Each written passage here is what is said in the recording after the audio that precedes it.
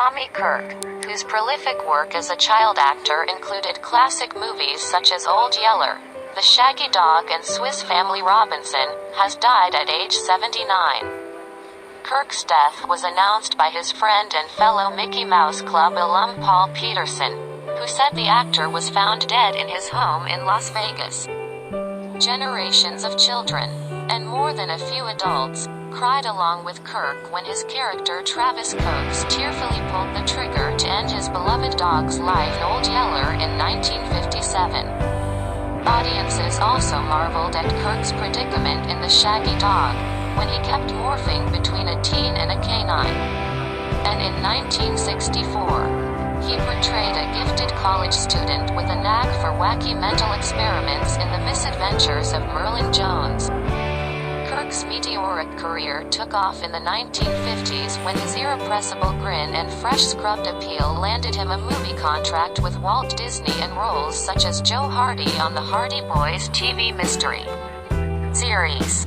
But Kirk was abruptly dropped by Disney in the mid-1960s. He said later that studio executives had become aware of his homosexuality.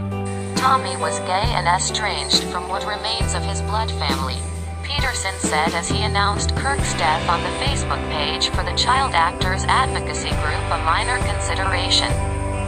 Please know that Tommy Kirk loved you, his fans, Peterson said. You lifted him up when an industry let him down in 1965. He was not bitter. His church comforted him. Kirk starred alongside Annette Funicello, Fred MacMurray and other stars of the day in films such as The Absent-Minded Professor and Babes in Toyland. But his career cratered after his exit from the studio.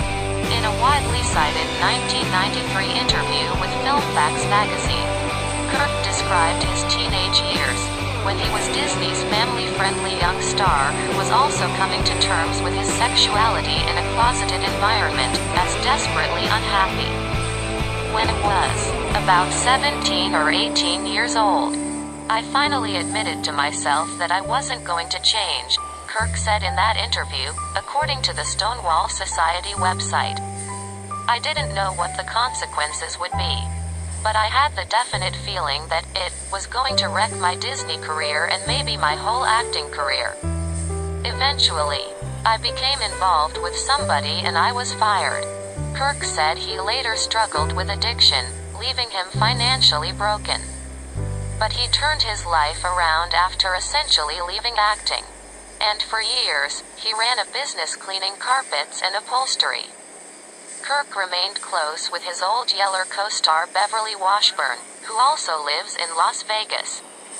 Peterson says it was Washburn who called him with word of Kirk's death.